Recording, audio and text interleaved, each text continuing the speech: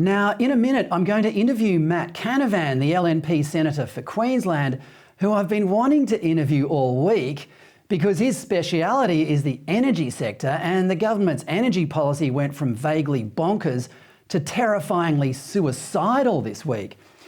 We spent the first part of the week trying to make sense of it and would have continued to do so if the raid on Donald Trump's house in Florida hadn't distracted us. But we can't avoid this stuff. It affects everyone, albeit in different ways.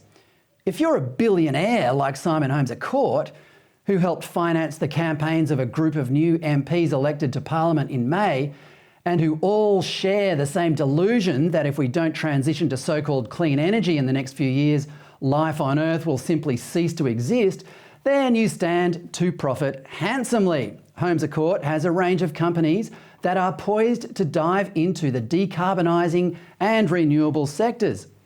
These new industries are almost always propped up by subsidies. Without the subsidies, the market simply wouldn't sustain them because they are expensive and unreliable.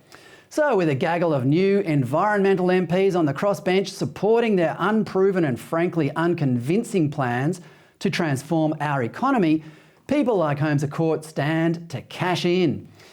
But if you're a worker in a factory that needs cheap, reliable energy, or say a baker who relies on regular power to keep the ovens going, then you're going to be out of a job or forced out of business, most likely.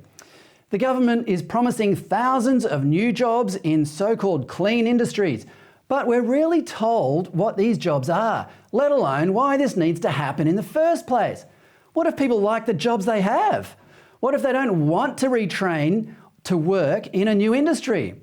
And what are these new jobs? Last week, Climate Change Minister Chris Bowen said the hundreds of windmills he plans to build off Australian urban beaches will create lots of jobs because they require lots of maintenance. Well, I'm no accountant, but doesn't that increase the cost of producing the energy? Wouldn't it be more economical to build something that requires little maintenance and will operate reliably for decades, like, I don't know, a nuclear power plant? One other job that Bowen and his kind never admit they are creating is for bulldozer drivers to bury all this renewable rubbish into landfill. Environmentalists get cranky when we don't sort our rubbish into the various bins for recycling, but their giant windmills and solar panels are all destined for landfill in 20 years because they can't be recycled. Let's bring in Matt Canavan to either make sense of all this or simply share our utter bewilderment. Matt, welcome to the show.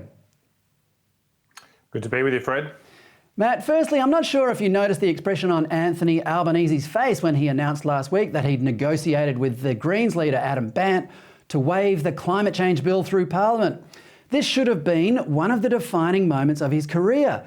But instead, he looked to me like he was recording a hostage video. What do you think was really going on, and is the passage of the climate change bill as certain as Albo would like us to think it is? Yes, Freddie, he looked about as convincing as Johnny Depp selling the merits of Australia's biosecurity regime, if you remember that a few years ago after he brought those dogs in. And Albo didn't really seem all that passionate about his scheme. I mean, perhaps, Fred, he has realised what anybody who's just read the 20-odd page bill understands, is that this doesn't really do anything. I mean, even Chris Bowen and the government themselves said this bill was not needed. They didn't need to pass this legislation. They could impose or put these job cuts and emissions cuts through the Australian economy without the legislation. And so you've got to wonder why in the government's first 2 weeks after an election, with all the challenges we face with inflation, with interest rates going up, with the tensions in the Taiwan Straits, with all those issues, why are we devoting all of Parliament's time to a totally pointless bill?